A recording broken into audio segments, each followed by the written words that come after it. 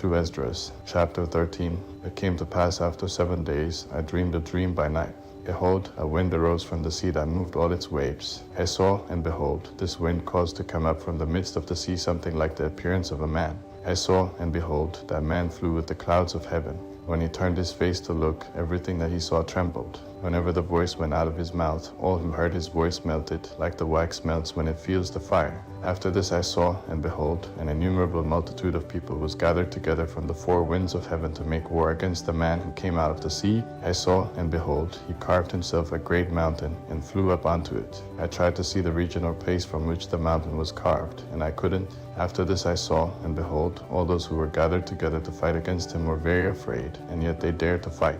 Behold, as he saw the assault of the multitude that came, he didn't lift up his hand, or hold a spear or any weapon of war, but I saw only how he sent out of his mouth something like a flood of fire, and out of his lips a flaming breath, and out of his tongue he shot out a storm of sparks. These were all mixed together, the flood of fire, the flaming breath, and the great storm, and fell upon the assault of the multitude which was prepared to fight, and burned up every one of them, so that all of a sudden an innumerable multitude was seen to be nothing but dust of ashes and smell of smoke. When I saw this, I was amazed. Afterward, I saw the same man come down from the mountain, and called to himself another multitude which was peaceful. Many people came to him. Some of them were glad, some were sorry, some of them were bound, and some others brought some of those as offerings. Then through great fear I woke up and prayed to the Most High, and said, You have shown your servant these wonders from the beginning, and have counted me worthy that you should receive my prayer. Now show me also the interpretation of this dream.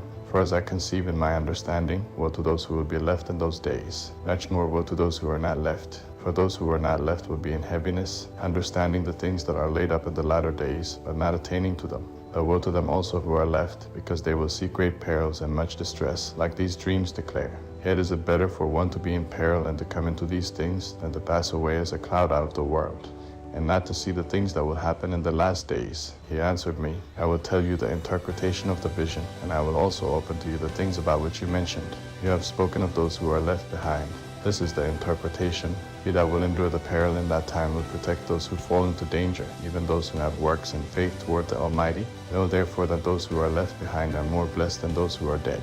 These are the interpretations of the vision. Whereas you saw a man coming up from the midst of the sea, this is he whom the Most High has been keeping for many ages, who by his own self will deliver his creation. He will direct those who are left behind. Whereas you saw that out of his mouth came wind, fire, and storm, and whereas he held neither spear nor any weapon of war, but destroyed the assault of that multitude which came to fight against him. This is the interpretation. Behold, the days come when the Most High will begin to deliver those who are on the earth. Astonishment of mind will come upon those who dwell on the earth. One will plan to make war against another, city against city, place against place, people against people, and kingdom against kingdom. It will be, when these things come to pass, and the signs happen which I showed you before, that my Son will be revealed, whom you saw as a man ascending. It will be, when all the nations hear his voice, every man will leave his own land and the battle they have against one another. An innumerable multitude will be gathered together, as you saw, desiring to come and to fight against him. There you will stand on the top of Mount Zion. Zion will come and will be shown to all men, being prepared and built, like you saw the mountain carved without hands. My Son will rebuke the nations which have come for their wickedness, with plagues that are like a storm, and will rebuke them to their face with their evil thoughts, and the torments with which they will be tormented, which are like a flame.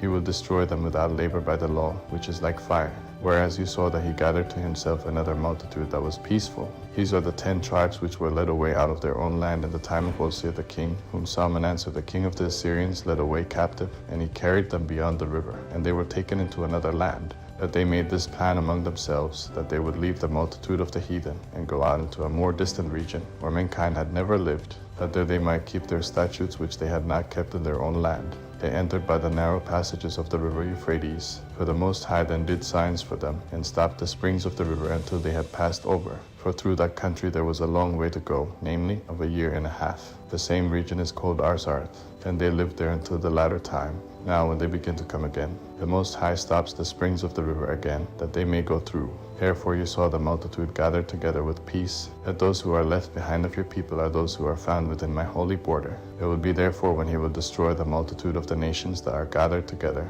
he will defend the people who remain.